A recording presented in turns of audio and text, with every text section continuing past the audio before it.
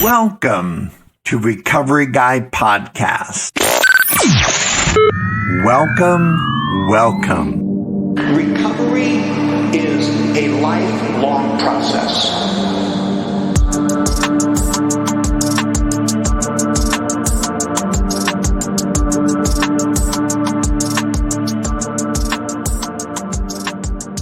Hello. My name is Robert. I am the Recovery Guy, and it is Thursday, so you know this is the Checkup.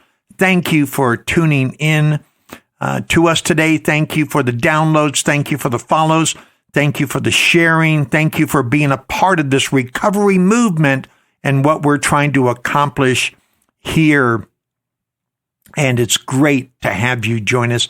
It's always good to be in front of the microphone. It's always good sorting out what I want to share with you in terms of things that are important to me, important to recovery, how we can become that more effective tool that can make a difference, certainly in our life as we sharpen our saw, but as we elevate the room and the individuals around us, right?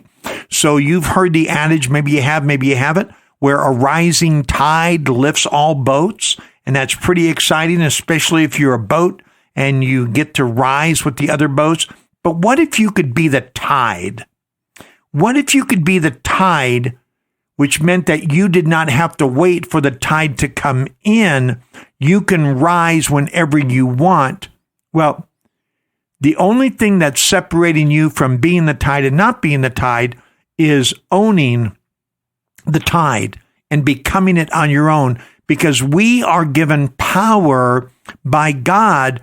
Our Creator has endowed us for greatness, that we can be those things because we can do all things through God who strengthens us. So your higher power will elevate you, will allow you to become those things, that one entity where you can become the tide, and you decide when you elevate, you decide when you rise up. And that's what the Recovery Guy movement, the recovery movement is all about. Hopefully you've had an opportunity to go and check out some of the other podcasts. If you're new or relatively new to our podcast here, we have Relapse, we have Letting Go, we have 3 Agents of Change, The Power of How, Becoming the Best Version of Ourselves We Can Become, Making a Difference, Recovery After Coercion. Give yourself time to grow. Through these holiday seasons, I wanted to talk about having hope for the holiday, finding family, keeping family, the power of thinking. There's so many things there that we have for you, and we want you to be a part of it. So join the movement, join JJ, join John Barker, and myself. And you know what? I don't do it often enough, but I really want to give a huge shout out to my daughter, Jane Andrews. On Instagram, she is, "Hey, this is Jane." And Jane is so able in terms of creating memes and helping me get the message out there. And I know she doesn't like to get props, but I just can't help myself. She's done so much for us and making sure this message gets out there. So Jane, here's to you. Thank you for everything that you do for us. And, you know, I know sometimes during the holidays, some individuals struggle and have a hard time. None harder than this family that I was having a conversation with the other day. They were looking for some direction and some advice and some counsel. And so this man is talking to me, and he's got a tumor, and it doesn't look good. And my heart is going out for him as he's chatting with me and bringing me up to speed so he knows some of the decisions he has to make. And his sister becomes involved. And what he's looking to do is combine his finances, get them all together, and make his sister part of the finances so she has access to his finances in the inevitable event at this point with this inoperative tumor that he is going to die. It's not a matter of if, it's a matter of when, and when doesn't look like it's going to be that long. So I'm just trying to give them direction and guidance and help. And as it turned out, their mom died just 6 months ago. And here she is chatting with me, and she's in tears because she lost her mom not more than 6 months ago. And now her brother has this inoperable tumor. So if you would think of these people, please pray for them. Send your regards. You don't know who they are, but it doesn't matter. It matters that we send our regard. So, and I'm not saying that if you are going through something, you would not feel for what you're going through, but project or transfer onto these people. I just want you to know there's people that are suffering. And if we're not going through anything like that, then let's be grateful for what we've been given. And for whatever reason, God has not required us to walk that path. You know, Tuesday on The Fix, it was, are we attractive? And I hope you listened to that and caught the energy from Sammy Hagar and Chickenfoot with their cover with Highway Star. And I hope you enjoyed that. I know I enjoyed creating the podcast and getting it out there for your listening. Today is, are we responsible? Are we responsible? You know, when I first understood about my responsibility, because when I was out there ripping and running, I was only responsible for getting high. I was supposed to be responsible for other things. I was married. I was a father. I was a son. I was a brother. I was a friend. I was an employee. All the list of the things that we were. I was supposed to be caretaker for myself, right? Self-love, right? Self-care. I was none of those things. I was not responsible. The only responsibility I took was to make sure that the supply never ran out. So then I come into recovery, and I hear, and again, whether you're AA, NA, go to church, whatever, there's always some type of accountability, some responsibility. And in Alcoholics Anonymous, there is what is called the responsibility statement. And here it is. I am responsible when anyone, anywhere reaches out for help. I want the hand of AA always to be there. And for that, I am responsible. You know, whether you're AA or NA or OA or GA or a charismatic church or a Catholic church or a Muslim or if you are of the Jewish faith, if you are LDS, if you're evangelical Christian, really doesn't matter. That's a pretty good statement, right? When anyone, anywhere, well, I am responsible. When anyone, anywhere reaches out for help, I want the hand of AA or whatever organization you're part of, or maybe you're just a part of the human race. I want the hand of the universe always to be there. And for that, I am responsible. Are we responsible? Let's take a look at that word and spend some time with it, and we'll walk through some things that I think are relevant, things that I need to be reminded of.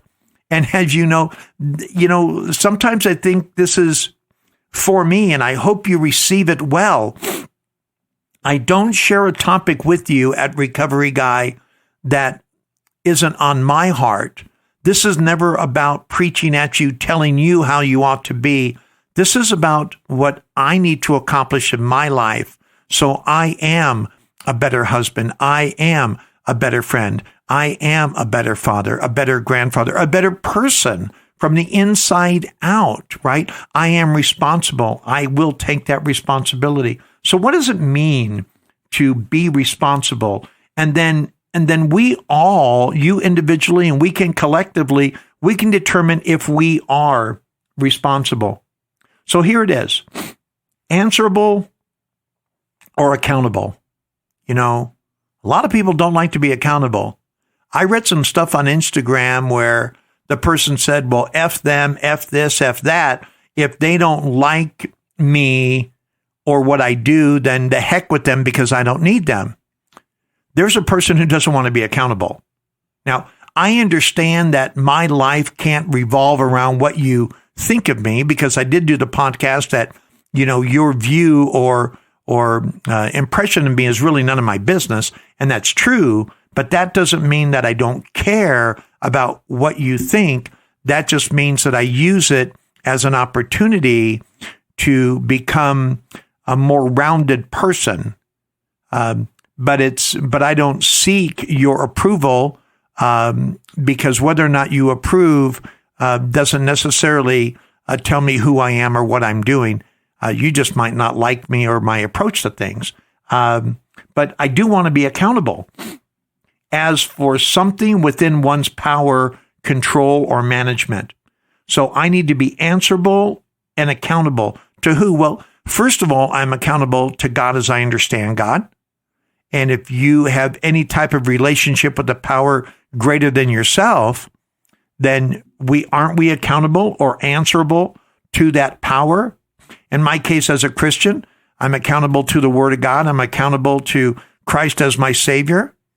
Whatever your faith or religion is, I'm sure you've got a more finite responsibility and accountability to that.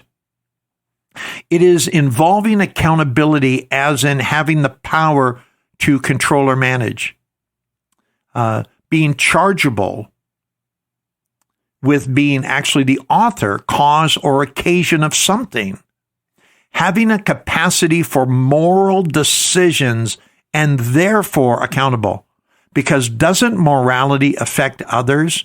As I go through my life making moral decisions as to how I'm going to live, no man is an island unto himself. People will say, well, there's a victimless crime. What I'm doing doesn't affect anyone. I call BS, because what I do does affect other people, whether I'm in the workplace or with people that I'm training or people that are training me, whether I'm in front of the microphone or whether I'm sitting and chatting with Laura or I'm talking to someone at the store. I have a sense of morality, and the decisions I make based on that morality that affects other people, I'm therefore accountable. Accountable or responsible is also capable of rational thought or action. I think we are all that. Able to discharge obligations. Reliable or dependable. Gosh, I love that. I am responsible, which means I'm dependable. Let my word be my bond. I want to be a person who's known by what they say. I'm responsible for what I say because I need it to be representation of my behavior. Am I responsible? Am I reliable? As in just conducting my daily affairs. It's so important to even break the word down. I love Stephen Covey years ago when he talked about being responsible. Is response able? And I loved how he broke that down, because each one has a definition that when combined gives us a greater sense of the word. And as we are people of recovery in this recovery movement, we are responsible for our recovery. And I'll talk about that a little bit more. So a response is simply, again, dictionary.com, my favorite resource for words and content. But a response is simply an answer or a reply, as in words or in some action. It's what I say, and it needs to be consistent with what I do, and that is a response. It's simply an answer or a reply, as in words or in some action. Now, being able is having the necessary power, skill, resources, or qualifications. So when we combine them, it's having the power to speak in a particular way and having my behavior back it up. It's giving an answer based on my skill, my resources, my qualifications. And as a person of recovery, we have a lot of qualifications. We have a lot of resources. When we're children, and as a grandfather and watching my grandchildren grow, and obviously even being a parent, watching my children grow, in the beginning, there wasn't a lot of, they weren't responsible for a lot because they relied on Laura and me and, my grandchildren, whether relying on Frankie or Kathleen or Sarah Jane and Josh and, their spouses. There's not a lot of responsibility, but as they grow older, there's more expectation. Now, I know my oldest grandson, there's a lot more responsibility on him than there is on my 6-year-old grandson or my 7-year-old granddaughter now, my goodness. There's more responsibility on them as they get older. And isn't the same with us who are in recovery? As we grow in our recovery and we learn more things and we have more of an impact on other people, and other people look to us for accountability and for resources and for wisdom and for that example of what it's like living this recovered life for the length of time we have. And we are responsible for that. I'm not responsible for what people do. Let's make that very clear. But I am responsible for what they see me do. You with me on that? Let's not get it twisted.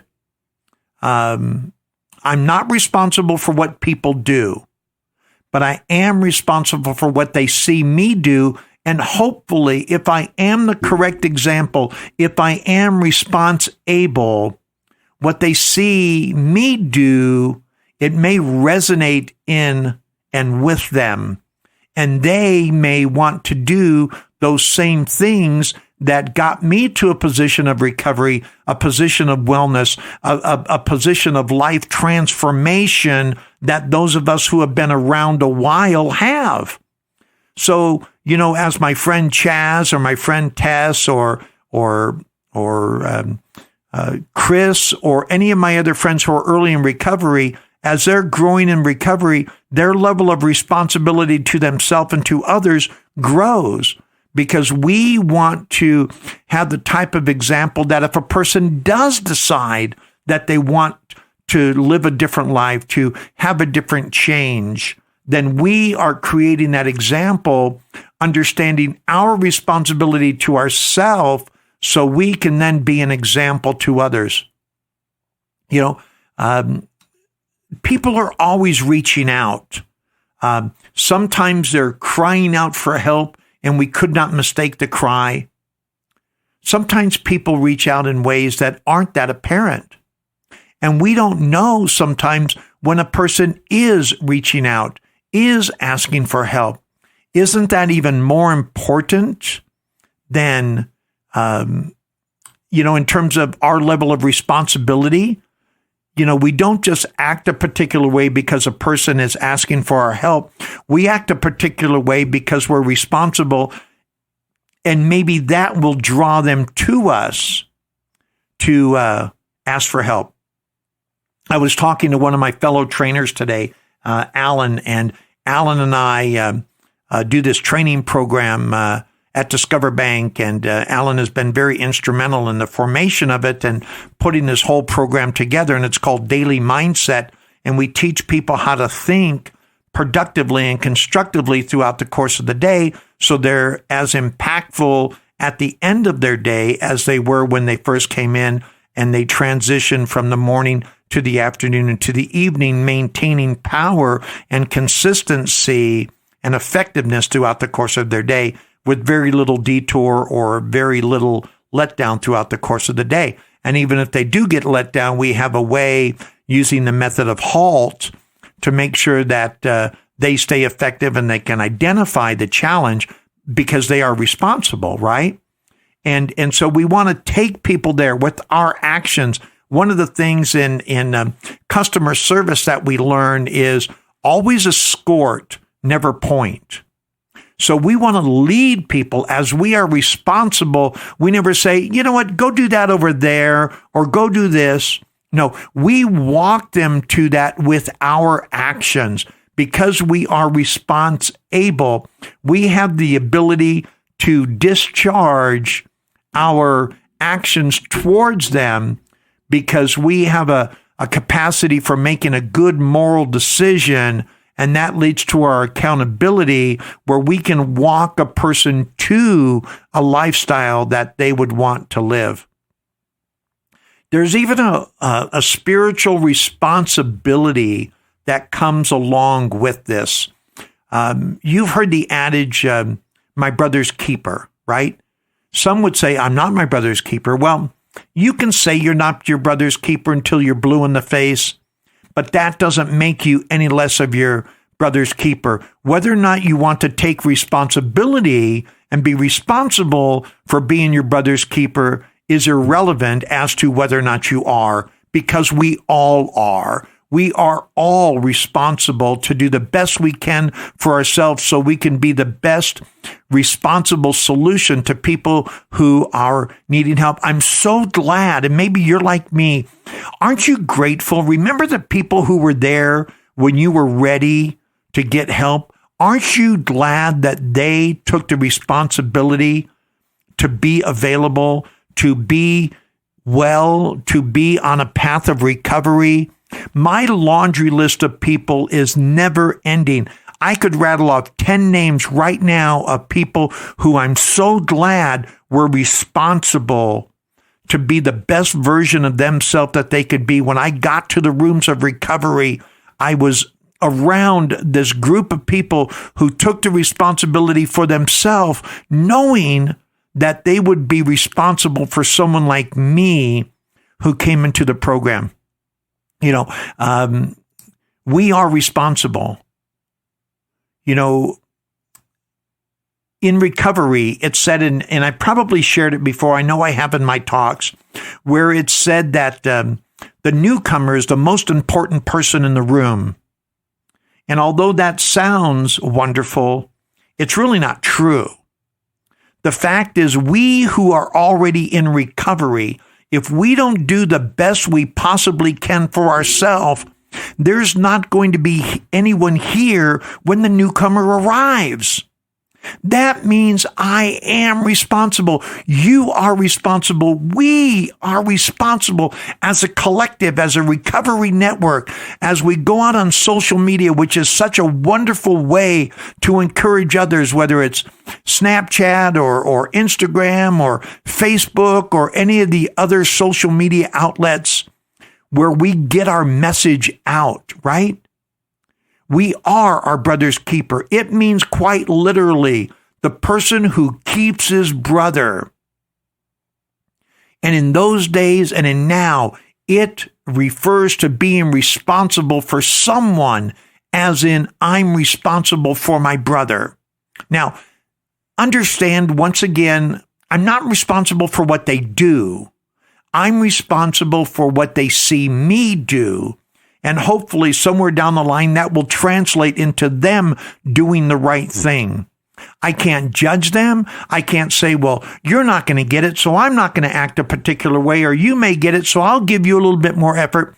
Dr. Nessman, when I was in college getting my degree in alcohol and drug studies and learning more about how to be an effective helper in this field of wellness, Dr. Nessman, PhD in psychology, a wonderful individual. He could translate his intellectual ability to care down to the most common denominator where I even understood it.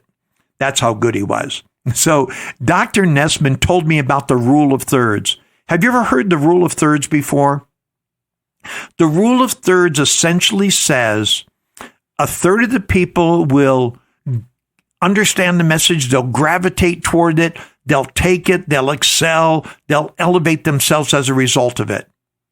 A third will be ambivalent. They won't care one way or the other. They'll just sort of say, okay, that sounds cool. I can take it or leave it, right? So that's the other third. The other third, they're saying, you know what, man, stick it in your ear, have a nice day. I gave it the office. I'm not drinking your Kool-Aid. No, thank you. Not for me. hasta la vista, baby, right? So that's the rule of thirds. Here's the deal, because you're out there. In this audience, there is the rule of thirds, and makes no mistake about it. I don't take it personally. It's just, it is what it is. It's the rule of thirds. I meet it everywhere in the walk of my life, right? In this recovery thing. Here's the deal. I don't know who you are. When I go to Annie's house and do my big book study with Chris and Mary, or go to the prisons or the halfway house or in my training classes at Discover, the rule of thirds apply. The thing is, I don't know who you are because everyone's smiling, everyone's acting like they're getting it. I don't know if they are or not. I just know the rule of thirds. So my responsibility is to treat everyone as if they're the top third. I need to treat everyone as if you're getting it. I need to treat you as if you're on board, right? Because what if you are, but I don't think you are? What if I have prejudice, or as Stephen would say, prejudgment toward you? And I look, and based on your gender, your religious background, how you talk, or what you wear, I look at you and I prejudge you and I say, well, this person's not going to get it. So I'm just going to give them a little bit, right? No, I am responsible that you're going to get the whole thing. And maybe you don't today, maybe you do tomorrow, maybe you do next week, maybe you do next year, but you're going to remember that I didn't shortchange you. Do you know why? Because I have made a moral decision that I am responsible. Now, I was talking to one of my friends on the Buddhist network, and really pretty cool. You can find him on Instagram, the BuddhistNetwork.net. And we were chatting and going back and forth, and I really loved his response because he was feeling a sense of responsibility for himself to be equipped. And essentially, he said he needs to be balanced. And boy, do we need to be balanced. When I talk about alignment and being aligned in the four dimensions of our life, the spiritual, the emotional, the mental, and the physical. And he says, it's my responsibility to speak about how recovery worked for me and to help others when I have that balance. See, he's feeling a responsibility. And when the person I'm helping is following some direction. So I agree. He's not responsible for what they do. And then he says, though, you know what? There are times when I don't have the strength to help others, but I can usually get them to another resource. You know why? Because he's responsible. He's saying, you know what? I don't have it today. I'm not in the game. I don't have alignment. I'm not operating to the potential that I should. But you know what? I need to get you to somebody because I'm responsible. I am your keeper. Don't you just love that? I love within his admitting his humanity, he's still willing to help. He doesn't want to become unhappy in his recovery, so he can't get too involved when someone rejects the message, and I get that. He's still looking for direction, to take direction so he can give direction. Why? Because he's responsible. And he's saying, you know what? I need to do the best I can for me. I need to be sharp at all times, because why would someone listen to me if I'm bummed out or angry or because someone's not having the progress that I think they should have? Wow, he's taking responsibility for himself and understanding how he can affect others. And I think he nailed it in his response. And so I really appreciate my friend sharing that information from me. And again, that's from the Buddhist Recovery Network. Check them out on Instagram. Tag them, let them know, tell them thank you for sharing their heart today with us. So again, the challenge is, are we responsible? Are you responsible? Am I responsible? As a recovery community, are we responsible? Are we having the capacity to make proper moral decisions and therefore accountable? Are we understanding that we are our brother's keeper, that we keep our brother? Are we response able? When anyone anywhere reaches out for help? Is your hand available? Are you responsible for that? I hope you are, because there's a world of newcomers out there that are relying on people like you and me to take our responsibility seriously, to be available when they're ready, to be available all the time, because we don't know when that switch is going to be flipped and they're going to say, I want this now. And I hope we are ready to assist them. Thank you for joining me today. Go to recoveryguy.org, share this with a friend, let them know we're on iTunes and Podbean and Stitcher and Google Play and in Spotify, iHeartRadio podcast, recoveryguy.org. Check out my video segments. Join the recovery movement. Let's combine our resources together. Let's take on this personal responsibility in a collective manner, and let's see how many people can go from broken to whole. My name is Robert, and I am the Recovery Guy. I was trying to do everything